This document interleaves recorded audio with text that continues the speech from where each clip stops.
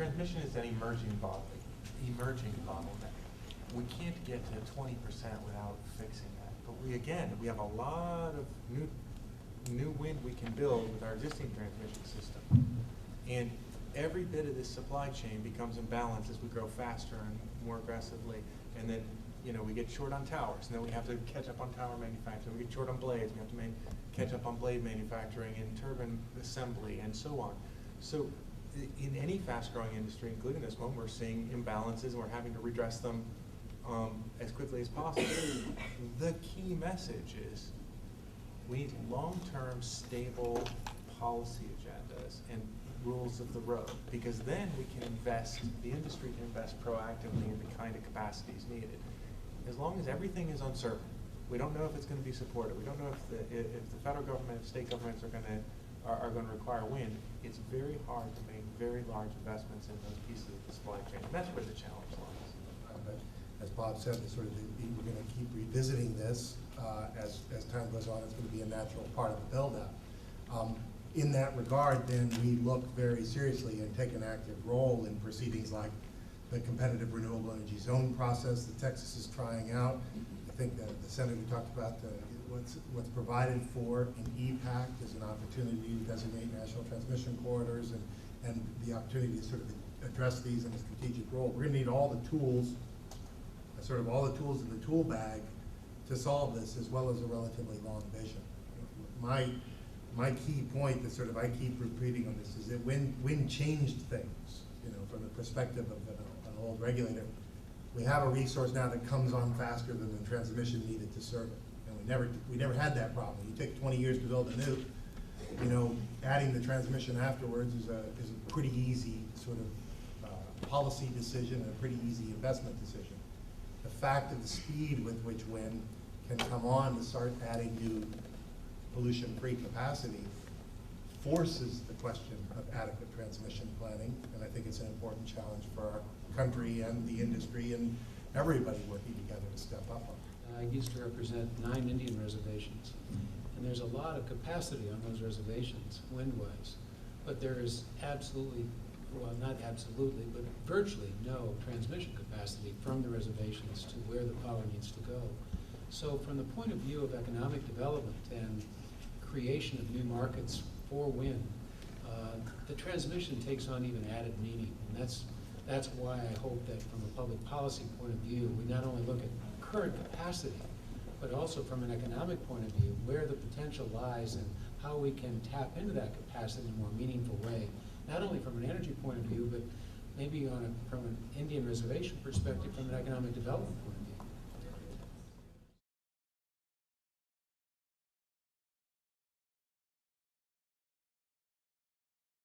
If you look at our installed base, it just went past 6,000 1.5s. You could see this being over 15,000 in just a few years, and you got to start thinking, what do you do with a fleet this size? The benefit is fixed cost of electricity generating assets, but to get the return, they got to last 20 years. So I think this is about making a wind turbine generator specialist program. One of the things we've done in General Electric is we have generator specialists, turbine specialists, and we've built curriculum in our company to sort of grow and develop that skill. We're in the process of laying that out now and up at our Niskayuna facility launching that program. But this is something that I think you'll hear a lot more about in the coming years as we get from a relatively early installed base to a mature fleet that's running, and keeping it running will be the true economic return. For this industry to achieve the kinds of market share over time that we are aiming towards, you need enormous capability, financial, technically, industrially. It becomes a big deal, and so I view the consolidation as somewhat inevitable. There's huge interest economically in participating in this industry, and when big money wants in, it does tend to find a way. But I do think that it also brings capability that this industry will need to achieve the kinds of targets that we've set for ourselves. I think it's really important, though, that we retain a competitive environment and that we provide opportunities for perhaps rural co-ops and others to be participants. If this becomes too concentrated and too big too quickly, my view is that it could be very detrimental to the industry in the longer term. And so retaining a competitive environment and making sure that we have public policy opportunities for local and cooperative roles is a function of public policy that I hope will be in evidence as they start to construct this legislative dialogue in the course of the next several months. I do think we need to do a better job of making the case to the public. We need to continue to make the case to the public that this is a clean, economically cost-effective, indigenous source of energy for America for the long term. It's important that we develop this resource. It is going to require that we put some big wind turbines up. Now, for a few people that don't appreciate the beauty of them as much as I do, that's going to create some concern.